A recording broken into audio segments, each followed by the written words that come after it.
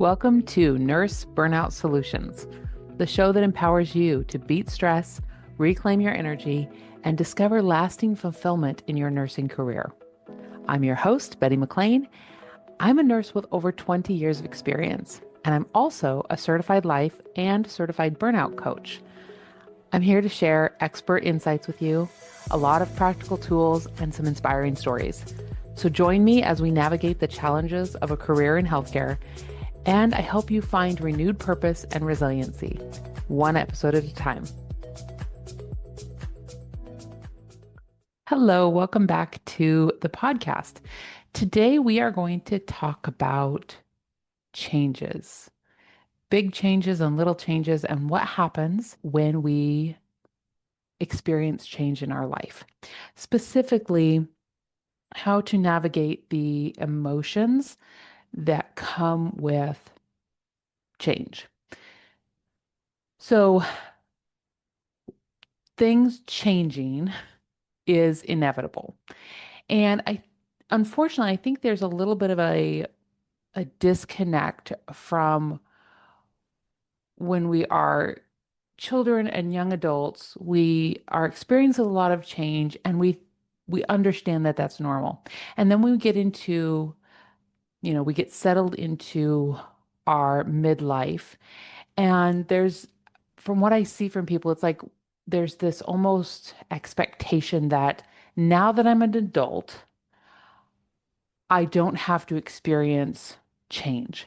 And logically, we understand that that's just not true. You're going to, change jobs. You're going to change from being single or, married. You're going to change and have children, or you're going to change a relationship, or you're going to lose someone to death or separation.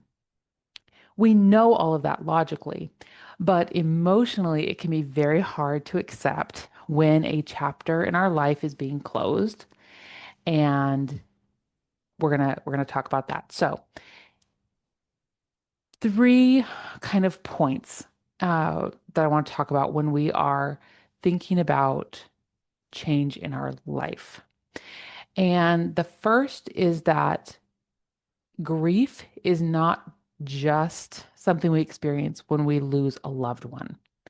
So if you are leaving a job, you very well might experience grief. This is what happened to me when I decided to leave the hospital. So I had done hospital nursing at three different hospitals over the course of 17 years. And as I was getting close to that 17-year mark, I had a couple traumatic experiences that I didn't process well, ended up in burnout. If you've listened to the podcast, you've heard all about that. But I made a decision to leave hospital nursing and do in-home care. It was my decision. No one was forcing me out. I was still very competent at my job, still, you know, making it to all my shifts and still a very capable and competent nurse. But I decided I wanted to leave. And luckily, I had a life coach at this time. And so I was able to work through all of this with a life coach, because I don't know that I would have worked through it as well if I had been doing it on my own without a coach or a therapist. But I realized that even though it was my choice, I was grieving the loss of that identity, the identity of myself as a hospital nurse. I still have the identity of being a nurse. That will always be a part of me. But during the course of leaving the hospital, I couldn't understand why I felt so bad about making that decision. I knew it was the right decision for me, and I loved my new job. I love it. I love being an in-home care nurse, but I still had this like ache and this sadness when I thought about the fact that I left. Part of it was that I was missing the people, but part of it was grief. And I worked through this with my life coach.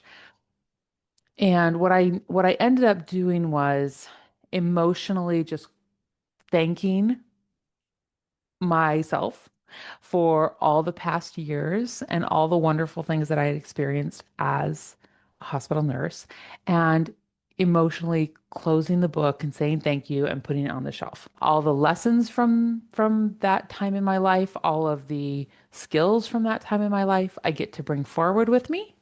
And everything that I was not enjoying, I get to leave behind. So when we talk about losing a loved one, changing jobs, any kind of change. Maybe we lose a friendship. We decide to step out of a marriage. Whatever changes, we lose a beloved pet. These can all trigger grief. And there's some amazing grief coaches, amazing therapists who work in the grief space. So if you are dealing with a lot of grief, I would love for you to just I can point you in the direction of some amazing people, but also just seek out support for that, even if it is grief over a pet or grief over the loss of a job. Maybe it's grief for a part of you that is gone. Maybe you used to be a part of a community and you've decided that community isn't for you anymore. And even though you're making the choice, it can still feel like a loss of identity. And the more we can honor that grief and those emotions, the more we can process them and then move forward. So that's the first point that I want to make is it is okay when we are going through a change in our life, whether that is a loss of person, loss of place, loss of identity. More than okay, it is so important to honor all the emotions that come up and not diminish them and not ignore the pain and maybe confusion and sadness that comes with letting go, closing the book, moving forward. Now, the next thing that I want to talk about is that change is absolutely natural and it's actually really important for normal human development. We understand that our relationships change when we're a child, right? Your relationship with your parents or your primary caregivers is different when you are a toddler versus when you are a grade schooler. And definitely that relationship dynamic changes when you become a teen or a young adult. We understand that, right? We understand that that change is necessary, natural, and very good. But again, as we get into our adult chapters of our life, sometimes we don't realize or remember that relationships change over time. And this is a good thing. This is not a bad thing. So, as we grow as humans, as we learn more, as we develop new skills, as we change our values and we realize something that was important to us once is not important to us now, we are changing. And that by necessity changes our dynamic with the people around us because they're not staying stagnant either, right? They're changing, they're growing their skill set, they are reassessing their values. And so how we interact is going to change. And it does not mean that we can't love them. It does not mean we cannot continue having a wonderful, beautiful relationship with them. But if we pretend that our relationship with every person in our life has to stay the same forever, we are going to be very frustrated. And the people in our lives are going to be very frustrated. So, as you go on a journey of healing from burnout and learning to manage stress, and you are up leveling your skills, just remember like, as you are giving yourself grace to learn and grow and change, you also are welcome and you have an opportunity to extend that grace to the people in your life, right? And some people, they're not going to grow and change with you. Sorry. Some people, they're not going to they're not going to stick with you for life. And again, back to point one, that can be really painful, right? But it is natural and normal. It is okay for people to come and go from our lives, especially if we are learning and growing and changing and becoming the person that is more aligned and more authentic with who we want to be, and they don't want to interact with us in the same way. That is okay. That's no shame, no blame on them. And it's perfectly fine. You are okay. It is going to hurt. Like, that's okay. Just again, go back to honor the grief and move forward. The last thing I want to say is when you are learning and growing and changing, it is very normal. I feel like I'm just going to say normal like 70 times in the next couple of sentences here. It is very normal for your values, your internal values as a person to change over time. That is normal. Again, we would not expect the values of a toddler to stick with them. In fact, we teach them that they are not the center of the world, right? So their values change as they become a grade schooler. Their values change as they become a teenager and a young adult. Why would we think that the values that we had when we were a young adult would be the same values we would have when we are in our midlife?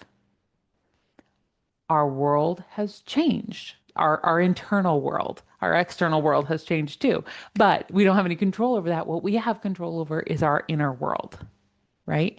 So it is very normal for your priorities and your values to shift. The key here is to be really, really self-aware and not in a way that's like, I ignore everything around me and I spend hours in meditation and I have to just become self-aware. Instead, in a really practical way, asking yourself cognitively, these are the actions that I took this week. What does that reflect about what I am prioritizing? And what I am prioritizing, hint, hint, is based on my internal values. So this is something that I encourage my clients to do. I encourage my, I do it. And I would really love for you to do this at least once a year. You can use your birthday. That's a really great time. Think back, sit down with a pen and paper. And this can be a 5 minute exercise, it can be a 30-minute exercise, whatever feels right to you. Sit down with a piece of paper, and I like to use my calendar. So I'll look back on my calendar and I'll look at how was I spending my time? Because if I have a lot of family events that I went to, if I have a lot of self-care things that I did, I went on runs twice a week. Went to the gym a couple of times every week, right? Or maybe my calendar is full of business events and networking and podcast recording and client coaching, right? I can look back on that and on my piece of paper, I'm going to write what does my priorities on my schedule indicate to me about what I value. Does that make sense? So at least once a year or after a major life event, look back on where are you spending your time? What are you thinking about? What are you putting your energy into? And then ask yourself, what does that tell me about my priorities?